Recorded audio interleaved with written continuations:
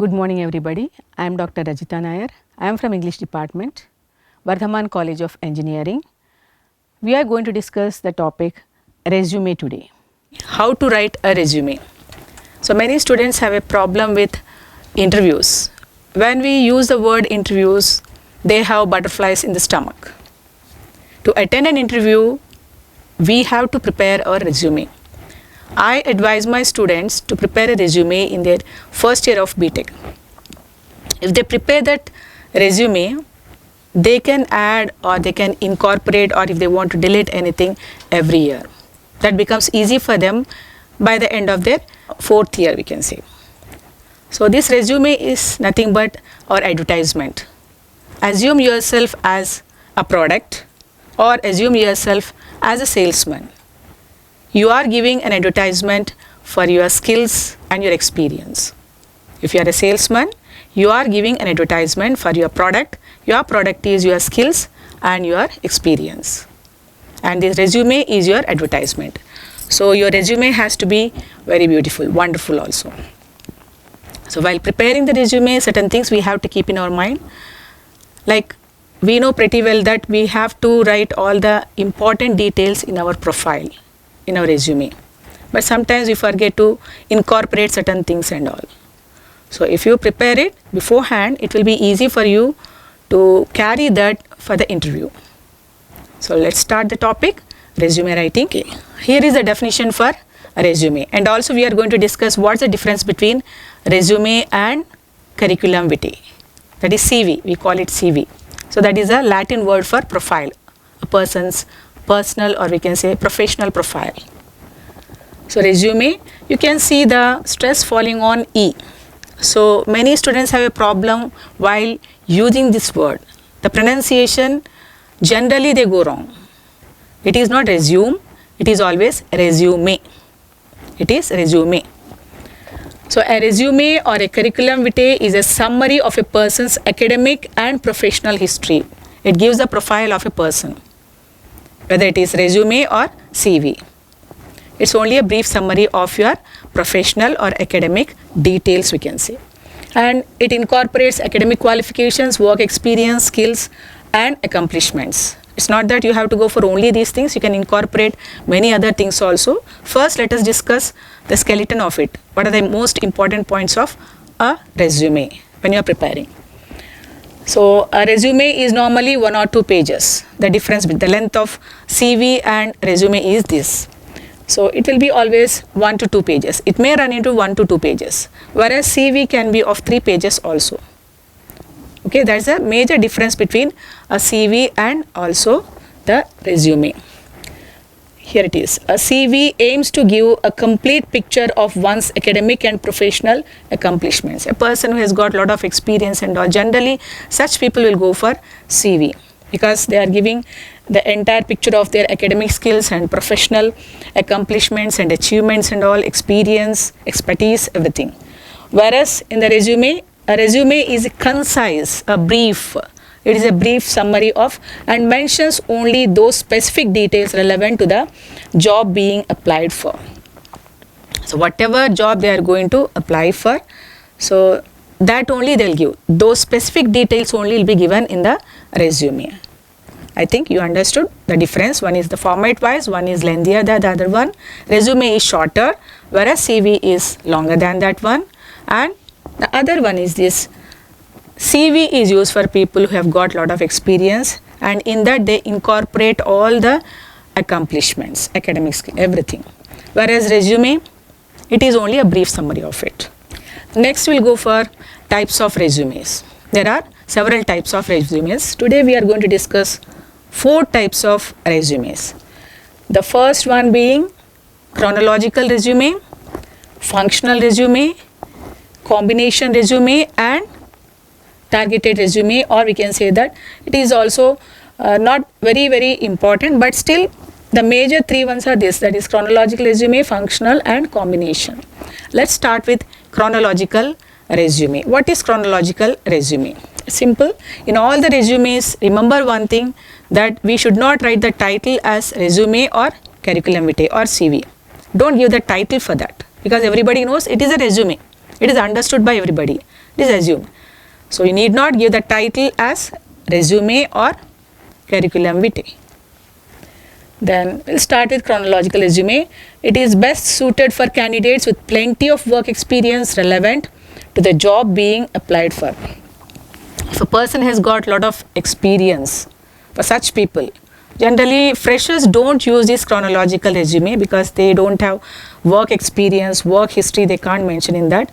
So they can mention then academic skills and all, whereas in the chronological resume, we don't go for those things. So freshers generally don't prefer this one. So whichever resume you write, you have to start everything from the recently completed educational qualification or recently left job. Don't start with your SSC. Start with, suppose you are a graduate, you are a BTech student. Start with your BTech. Then you have to go for intermediate, then 10th standard, then SSC. Don't start with SSC. So recently completed educational qualification you have to mention first. Even when you are going for experience also, recently left job, recently left company. Those details have to be given first, then the previous one, then the before that one. So these things you have to keep in your mind. Then functional resume. It is best suited for recent graduates, that is the fresh graduates, that's you. We can say graduates do not have, and those people who do not have much work experience, or those who have long gaps in their employment history, or those who are switching career types and also fields. For those people, this functional resume is useful. In this, generally some people have the habit of changing their jobs. They're not very consistent. So today they join one job, maybe after 1 year or 2 years, due to some reason, they find some reason and they join another company. So sometimes what happens, there will be a gap also. So for such people, this functional resume is useful. And the fresh graduates, like you need not mention your, most of the BTech students don't have any experience, almost all the students, until the student does any part-time job and all. For such students also, functional resume is useful. And also people with long gaps. They will have some long gaps. After losing the job, or after, like we can say that leaving from that job, if they don't get any job, generally there will be a gap. For such people also, this is useful. And the next one is combination resume. A combination resume lists a person's skills and experience first. Here it talks about the person's skills, not the qualification and all, the skills. What skills a person has got, and also experience first. The employment history comes next. Afterwards, the employment history. And the next one is targeted or non-traditional resume. It is best suited for people in creative fields. Those who are into creative fields, for those people it is useful. And also targeted resume, that is also used for only specific, if they are very good at any specific skills and the company wants those skills only, for those people targeted resume is useful. Then structure, usually these are the major things you come across in a resume: cover letter, planning, projecting skills and strengths, conclusion, form and style. Let's discuss these things in detail. So introduction, it contains a header and career objective. Generally all the resume will have a career objective. When you write your career objective, it should be something like, it should not be very lengthy and all, but when you write your career objective, the sentence should be something, it should give an impression to the people that you want to see your progress along with the progress of your company. It should not be something like only your progress you want to see. That you want to see your progress as well as the progress of your company also.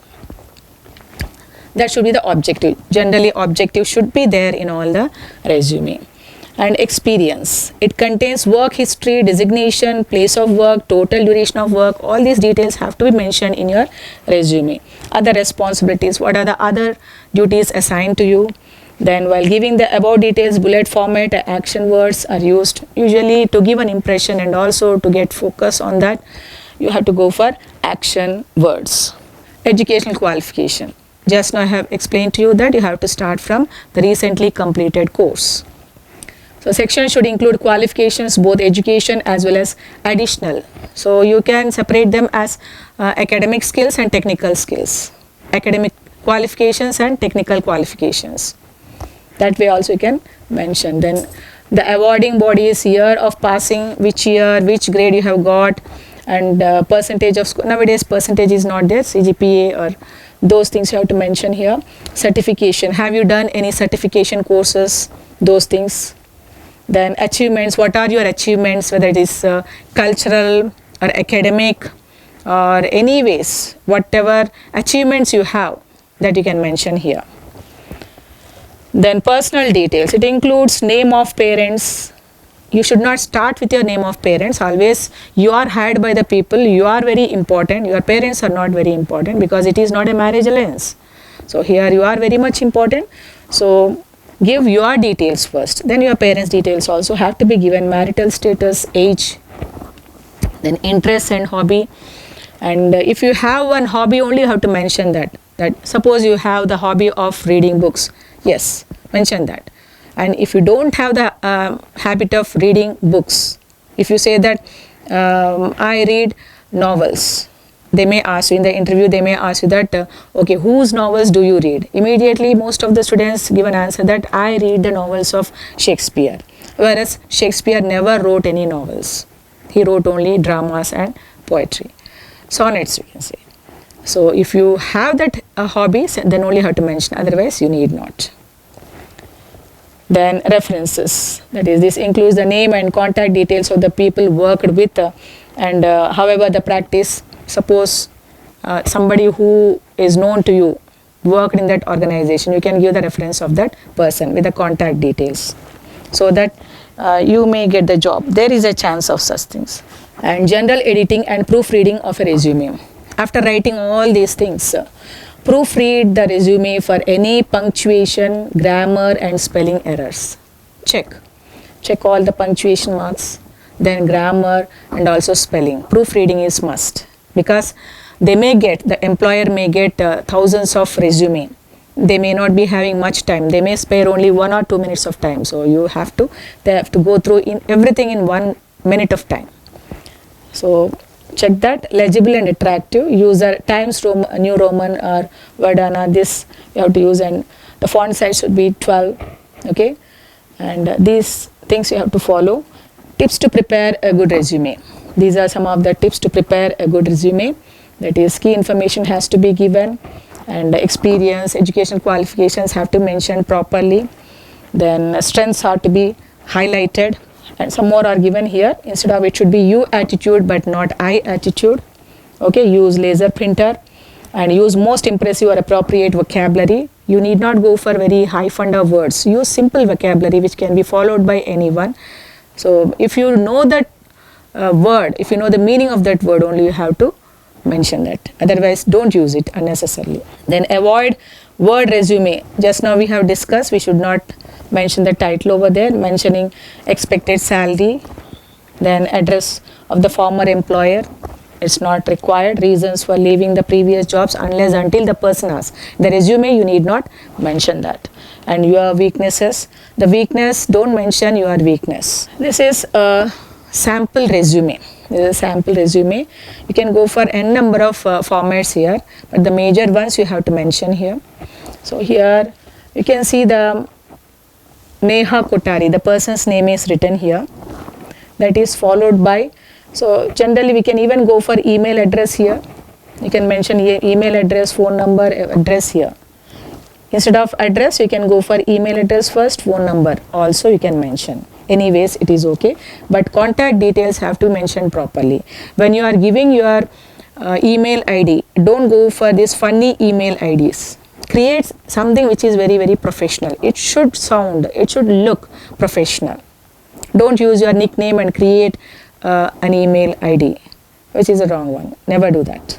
If they want to contact you, just your phone should work properly and give the correct phone number. Career objective. Here you can see the career objective of the person: to secure a challenging position in a reputable organization, to expand my knowledge and skills, and secure a responsible career opportunity to fully utilize my training and skills for the progress of the organization which I work for. As Act 1. Just now I said that you have to go for any career objective, that where you have to mention that you want to see your progress and also the progress of the organization. So mentioning this career objective is mandatory. Then it is in the tabular form. Here the course, institution, board or university, year of passing and aggregate. Here you can say BTech, okay, the college name is given here, then university, then year of passing, then aggregate. Then comes intermediate. We have mentioned that after graduation. Then comes SSC. So these things have to be clear. So one is CGPA or SGPA, then year of passing and university and which course. Then the technical skills, that is academic skills, you can separate them as technical skills. So it is compulsory for all the students to learn some technical courses during your vacation, or it's not that whatever you learn in the college that is not enough, you have to go for additional technical skills, you have to learn them. So here are some of the programming languages and all, and mini projects. What mini projects you have in 4th year, people will be given some mini project. Explain a little bit about that mini project. Then achievements, starting from your school days or intermediate, whatever achievements you have, whether you participated in any sports or cultural activities, or you participated in any academic competitions like elocution, essay writing, anything. Participation is also okay. If you are a winner, it's okay. Those achievements you can mention here. So here it is mentioned, the person's merits and all mentioned here. Then participated in all, there are so many things with year and all you have to mention. The major ones you mention, don't make it very big one, because the major ones you have to mention with the year and all. Then internships. So as everybody knows, internships are very important. They teach you how to go about work. Like if you get an opportunity to do any internship, better you join that. So you learn how to work in an office. You will learn how to work. This is very important. So embedded systems related, these things have these are the internship the person has done here. So whatever is your internship, that you have to mention. So if we have many internships, that is fine. You will have an edge over others always. Then workshops attended. How many workshops have you attended? So it's not, you should not be a bookworm, always just sitting in the class, listening to the things and getting the marks. That never helps you. You must see the world, how much competition is there. You must go to the other colleges and if possible present seminar papers, workshops, attend the workshops and get the participation certificates. You can be a winner also. Okay, workshops attended a workshop on all these things are given here. So attend all these things, whether in-house or if you have to go to other colleges also, grab that opportunity and attend. Then voluntary service. Many of the people are not interested in charity. So charity, for people, charity means we have to donate money. No, charity is not donating money. So even if you serve for 1 hour in any organization, like when say charity organizations, say orphanage is there are many orphanages or old age homes are there. One Sunday, at least every Sunday you go to these places and 1 hour you just serve them. It's not donating money and all. There are many people to donate money, but if you go and speak to them and make them happy, that is also a kind of, we can say, service. And there are many people who are suffering from cancer. Children are suffering from cancer and thalassemia, and they need blood every year, every day also, every month also they need blood. If you donate blood, that is also a kind of charity. So never think that charity, just do something for the society also. When you are taking something from the society, give back something to the society. So an active member at Satyardhan, it's a charity home's name, a charitable group we can say. It's a monthly scheme of helping the needy by contributing donations collected from the college students. So they give 1 square, like we can say, 1 meal to the children, orphans and all. So they give a very good feast for the children, at least 1 meal if you can provide. So that is great for them. helped blind school girls by donating chairs and all. Then strengths. What are your strengths? Mention your strengths. Many people have, usually they say that positive attitude is my strength, hardworking nature is my strength, or interpersonal skills are my strength. So whatever strength you have, that you mention.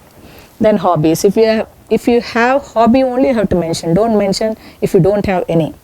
But if you don't have any, just go for any hobby. Hobby is nothing but in a leisure time, if you derive pleasure by doing something, that is called a hobby.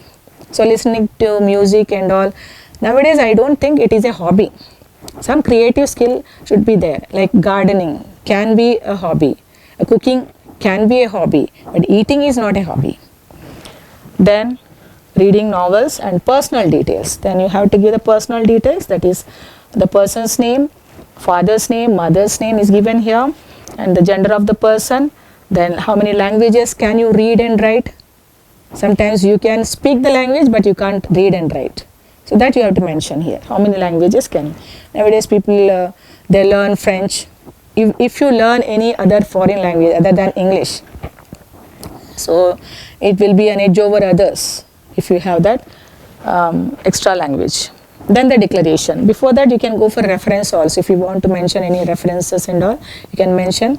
Then the last part is declaration. Some people nowadays, people say that it is an obsolete.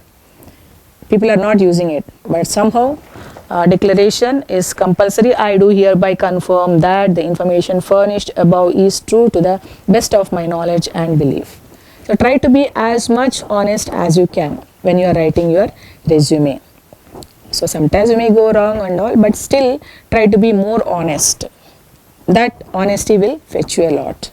So check your spelling, check the spelling of your resume, check the grammar of your resume, sentence formation of the resume, and at the end of it, when you feel that yes, you are very comfortable, you can give the same resume to the other person, your best friend or somebody who is very good at all these things. So ask that person to check it. If possible, third person also you can ask to check it, then you can proceed. So this resume is a kind of, we can say, as I told in the beginning, that it is an advertisement for you. So by seeing that advertisement, if the person wants to buy the product or not to buy the product, the person will decide. So you have to prepare that, or your advertisement should be very good for your product. So take little time to prepare that and just send it to the right person. I think you have got enough information about this topic, and I feel that I have given you the information which required for the students, and I have clarified the doubts of the students also, I believe. Thank you so much. Thank you.